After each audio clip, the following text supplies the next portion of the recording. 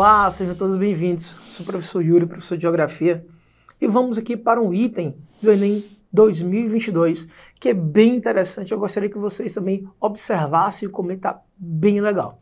Nesse primeiro, nós temos aqui um texto bem interessante que vem em formato de imagem, e ele vem em uma sequência explicativa bem interessante. No primeiro quadro, ele fala aqui, ó, evapotranspiração em torno de 40%, escoamento em torno de 10%, infiltração subsuperficial 25% e percolação profunda 25%. Aqui uma área onde eu tenho uma cobertura natural do solo, ou seja, um ambiente intocado. Já em um ambiente que vai ter de 10 a 20% de sua superfície impermeável, ou seja, vai ter uma área onde já teve uma interferência humana, nós vamos começar a perceber certas diferenças em relação à evapotranspiração, que já vai diminuir, vai para 38%, escoamento superficial 20%, a infiltração 21% e a percolação também 21%. Quando nós encontramos um outro ambiente, em torno de 35% a 50% de superfície impermeável, nós teremos, por exemplo, uma evapotranspiração menor também, em torno de 35%, um escoamento superficial 30%, que aí no caso ele vai aumentar no caso, infiltração 20% e a percolação somente 15%.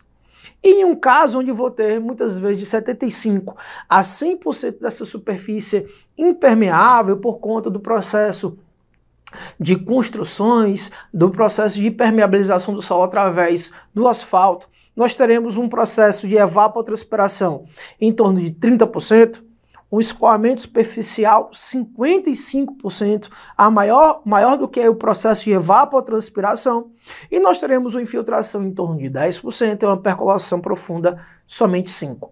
Esse processo está diretamente relacionado a questões de transformações desse espaço natural, principalmente saindo desse espaço natural e chegando ao ambiente urbano, onde nós percebemos uma grande quantidade de construções encontradas aqui, diminuições de áreas verdes e diminuição de solos abertos para facilitar o processo de infiltração dessa água. Então no comando nós temos assim: a intensificação da ocupação urbana demonstrada afeta de forma imediata. Alternativa A, nível altimétrico. B, ciclo hidrológico. C, padrão climático. D, tectônica de placas. E, estrutura das rochas.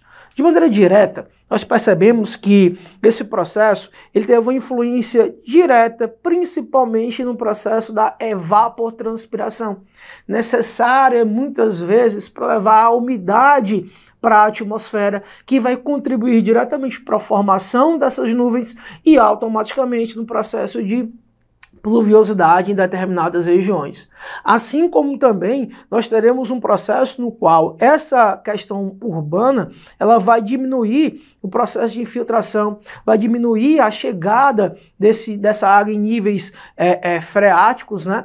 Automaticamente também aumentando muitas vezes esse escoamento, e quando não se tem áreas ali capazes para poder receber essas águas, promovendo até mesmo alguns contratempos em ambientes urbanos, por exemplo, alagamentos, entre outras problemáticas existentes.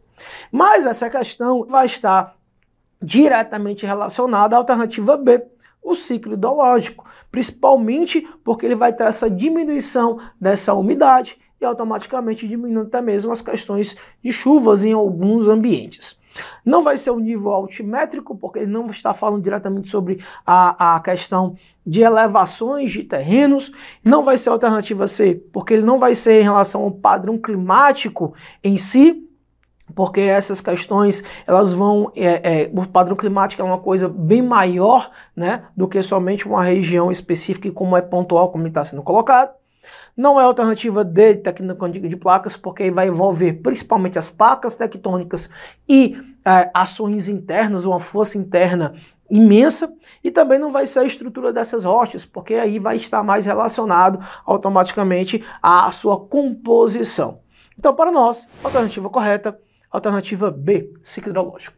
Então ficamos por aqui, bons estudos e até a próxima. Tchau, tchau, pessoal.